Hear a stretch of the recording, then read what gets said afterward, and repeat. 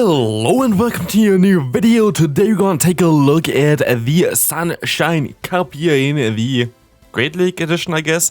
We're going to have here a team of Vigoroth in the lead, one of the best Pokemon for the cup. This is going to be another Vigoroth cup as we had already in prior seasons, where like there were several cups where Vigoroth was just literally without a counter, and that's basically the case for this one as well. I guess you have Trevenant, but this cup is basically based around like grass, ground, fire, and normal type Pokemon. So you're going to encounter exactly those, while we face here a very spicy Pokemon with a Mamoswine, which is going to be an interesting one to pick here for this one, but I guess it's not going to be the best one either.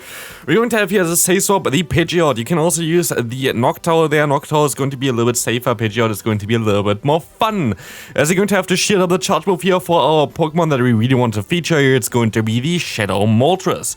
Shadow Moltres is going to be one of the coolest Pokemon here, as the Shadow Charizard got banned from this cup because it would be too broken.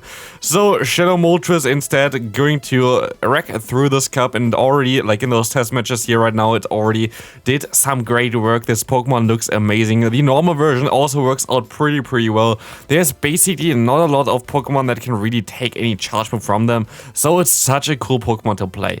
Diggersby is an interesting Pokemon as well. I know they got wrecked by one of them. I don't know if it's this one or like some other one, but I actually don't think that Diggersby is really a good Pokemon. While it's kind of high on PvP poke, this Pokemon loses against basically the main meta.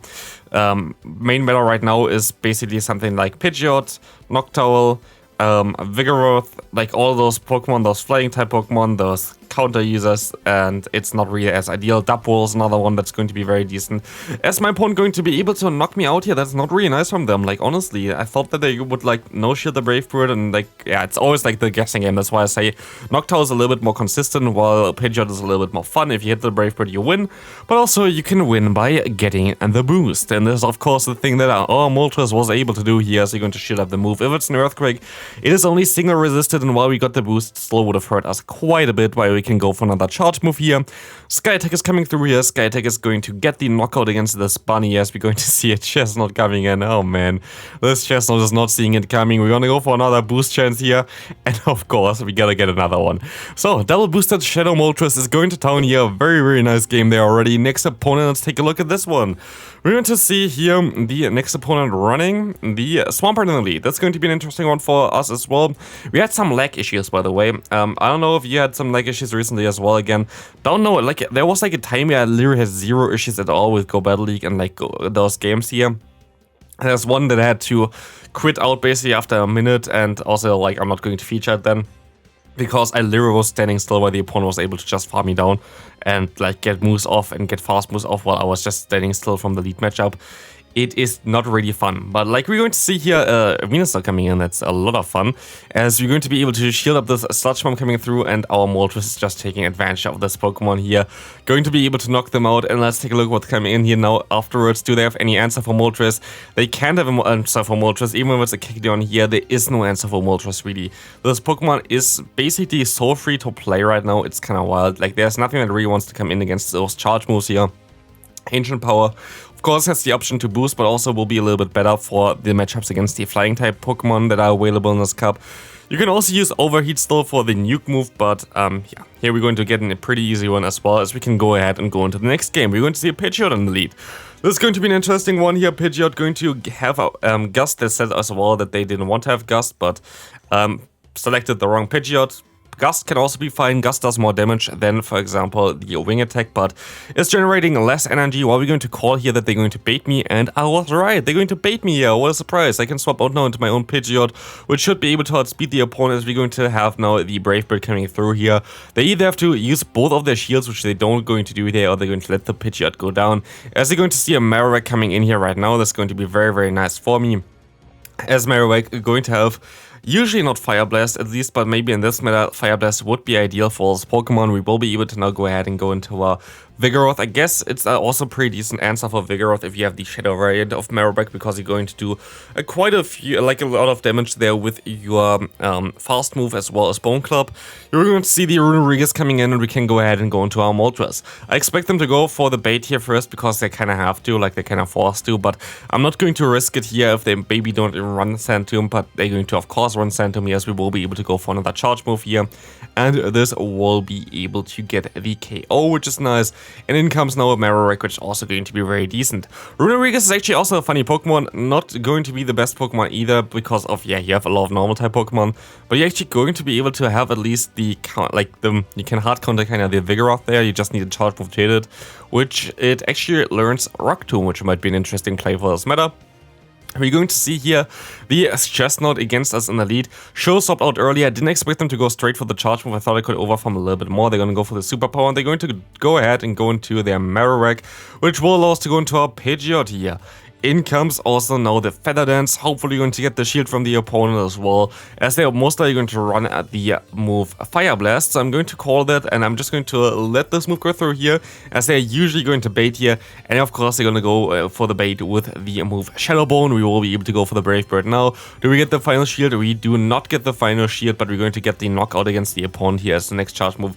Unless it's a Fire Blast, which it isn't, will not knock me out. In comes a Bibarel, and it's so important that we got real, like, the alignment there, as we can now go ahead and go into our Vigoroth, and we can now hard wall the opponent here with our Moltres. We had some lag there as well again, which is not really as common, like you don't really see it too much if it's a double speed up battle there, which is not really ideal to see a lag at least, but in this battle I remember it was pretty laggy and pretty clunky. I have literally one of the newest Android phones, so that's kind of, yeah, it's definitely more a game state than anything else. You're going to see a Pidgeot in the lead here. Pidgeot and Noctowl lead's going to be very common. There's only really one good answer for them, I guess, which would be... Actually, there are two. There would be Magcargo, which is an interesting Pokemon to pick for this meta. I actually think Magcargo actually has a lot of play. Maybe even Rock Tomb version of it. But also you would have the Pokemon... Obama Snow, which is still a little bit awkward though, because you're going to take super effective damage from them as well. So yeah, here we're going to be debuffed from the opponent's Pidgeot. We can do the same to their Munchlax, as we will be able to debuff them as well, allowing us to take those moves pretty easily here, as we're going to see the Body Slam coming in. Should went straight for the next Feather Dance here as well, but I'm going to go ahead and go for the Brave Bird instead. Brave Bird will allow me to put them into farm down range for our Vigoroth, where we don't really have to worry about it. They didn't, I don't know if they had to go for the charge move here, maybe they did have to go for it, but I don't know really. I can go into my Vigoroth though and just farm them all the way down, having a ton of energy right now. Basically seals the deal here. We will be able to go for one Body Slam here against the opponent's Pidgeot, and they're going to shield this move up, meaning we are going to be able to go for another one. We have 2 shields advantage, and as said before, there is literally no answer for our Moltres. So, honestly, there's nothing really the opponent can do here anymore. I can swap out and, oh, there's a Swampert. Oh, there is this beautiful water-type Pokemon, and my Moltres literally doesn't care at all, because we can just one-shot them with one Sky Attack. Sky Attack, by the way, is a legacy move, so like don't try to get a normal TM to get this move if you don't have it on your Moltres already. It's a legacy move that you can only get through an elite charge TM, as you're going to see now the next game. This game also lagged like crazy, I think. I honestly, the game state right now is so bad. It already looks a little bit clunky here, but it's going to be fine still in the beginning. But there was like one time where I didn't get my charge move buttons and stuff like this. It is just amazing. We will be able to now go for one Body Slam. They swap out pretty nicely there into their Noctowl. Should swap out here immediately basically, but I didn't, which is my own fault. Should have swapped out most likely. Try to get some extra energy here right now. Maybe even should have went into my Moltres instead and try to go for the Ancient Powers against the opponent, but this is fine. We still should be able to reach a charge move here, and we will be able to reach a charge move. Also, I make a mistake here. I should go straight for the Brave Bird, because the opponent shouldn't be able to farm me down with the mud shots of the Swampert usually, but now I let the opponent get me basically a little bit lower, which is not really ideal, as the opponent going to be able to now farm me all the way down. I want to go for my charge moves here. Where are my charge move buttons? Who knows? Niantic might know it, but I don't know it. And also I tried to swap out here now most likely. Okay, now we're going to see the Pidgeot coming in there. We're going to be able to go for one charge move here at least. And it's just all like kind of clunky-ish and whatever. It's just not really a lot of fun to play right now. But at least we're going to be able to go for an Ancient Power here. That's going to get the shield from the opponent. I have to call the bait here, otherwise there's no chance of me winning. It's going to be the bait with the Feather Dance, which is going to be nice, as we should be able to go for an Ancient Power now. But nope, the opponent going to be able to still outspeed me here. And this will allow them to knock me out here. And at this point of time, it's kind of game over. I'm not really playing anymore here either. I just let them farm me down there, as I... yeah, had no chance anyway at this point of time. Still kind of awkward to not even get the CMP tie there against the Swampert, which would have helped me out quite a bit, to be fair. But yeah, this is the game we play. We're going to see a Noctowl in the lead this time around. You win this in a 2-shield scenario with your Vigoroth for sure, as 2 Body Slams will be able to knock them out after a little bit of counter damage.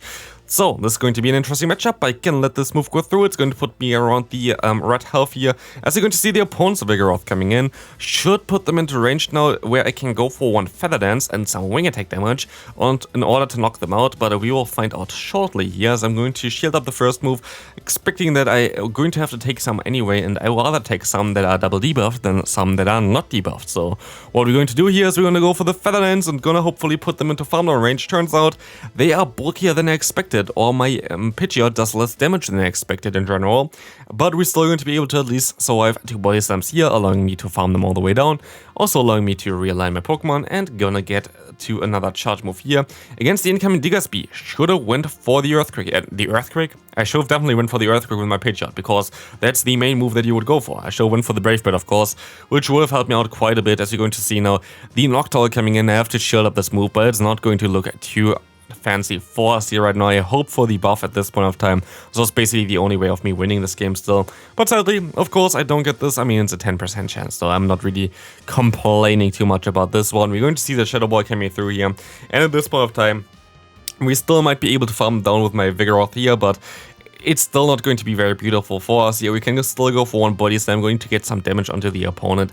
But honestly, yeah, they can just shield up everything they want to. They don't even shield this one up. They can go for the knockout, and this is going to be a very good game. Still can try to go ahead and go for one brief, but that's going to be it. Honestly, I'm not too sure what I think about this meta right now. It's going to be another Vigoroth no answer meta here with Noctowl together, which is going to be not really ideal in my opinion. Most likely not going to be the best meta ever, but still maybe better than the Ultra League.